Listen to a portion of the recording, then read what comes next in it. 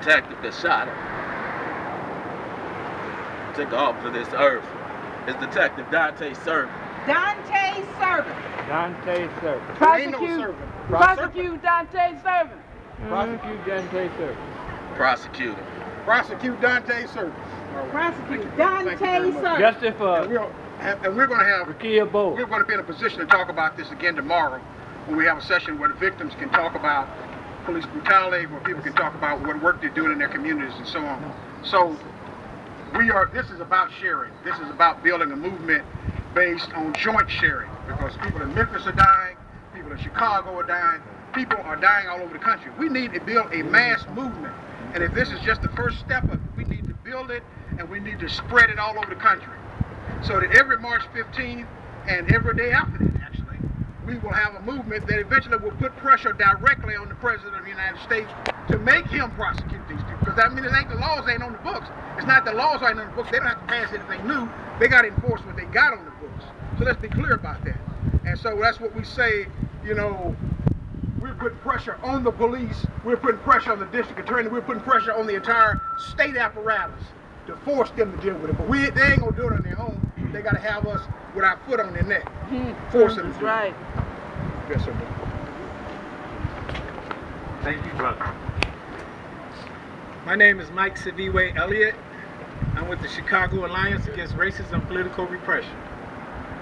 And we're honored to be with you all today, to stand with you all in solidarity, right here in front of this notorious 201 Poplar Street, the Shelby County Injustice Center. That's right, injustice. Right. Where we know atrocities has happened in this village.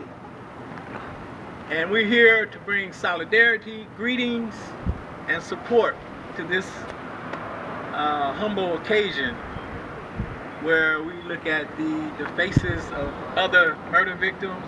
And as we understand,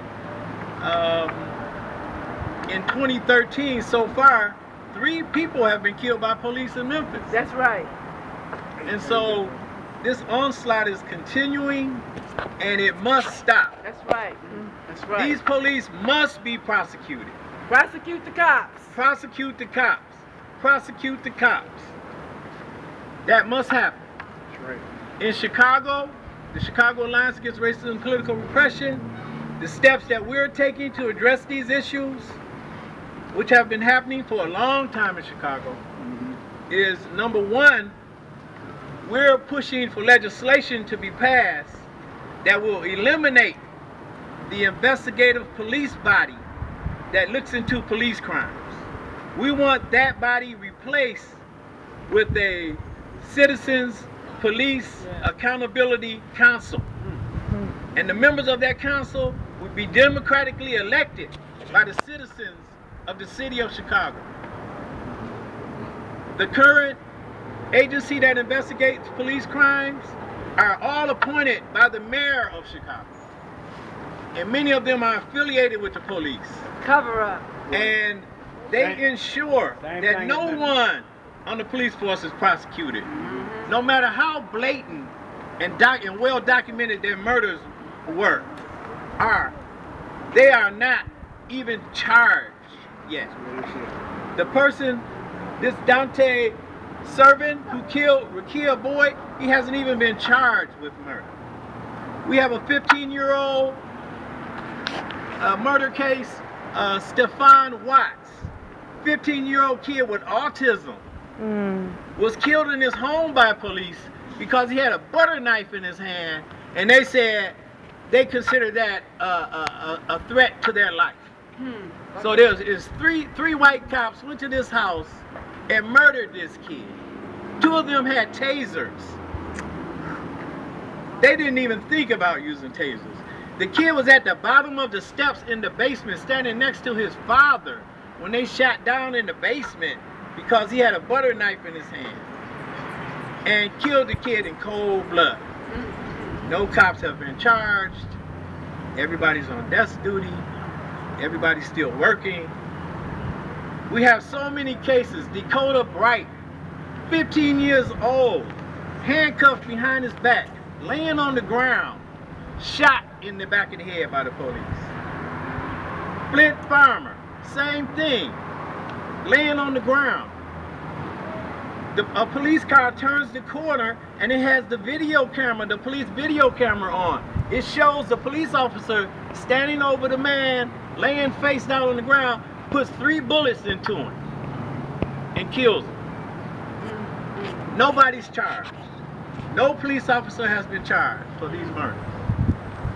So all these cover-ups cannot continue. We cannot allow that to continue. We have to keep the pressure on these police officers. We have to keep the pressure on these police departments to have these cops prosecuted. I urge you all to push to establish legislation that will ensure that these investigative bodies be replaced. Now, we don't know how much better they're going to be. We don't know how they will finagle with the legislation, but it will be a step towards change. And in the process, we can educate a lot of people about what's going on in these police departments. So, you know, it's our honor to stand here in solidarity with you. And community control of yes. police. Right, and the brother reminded me of about a very other important case that we're dealing with, the case of Howard Morgan, who was a former police officer and had left the police department and became a railroad police officer. He was black. He was pulled over by white cops. He ID'd himself as a railroad policeman. They didn't care. You know, they considered that being arrogant or some type of, he was being uppity or whatever. But they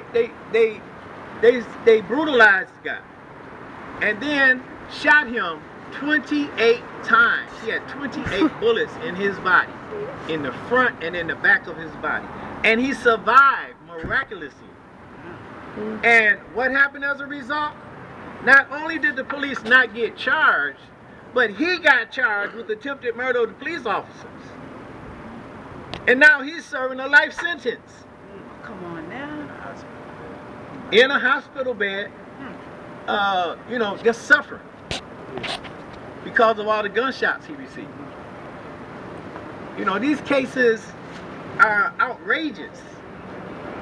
And it's going to take our mass struggle. We're going to have to mobilize as many people as we can to actually be we're going to have to educate people and mobilize them to move on this. Very important. And so, you know, it's our honor to be here and stand in solidarity with you all. So thank you for allowing us to speak, and we'll be with you for the continuance of this protest. Okay. Thank you.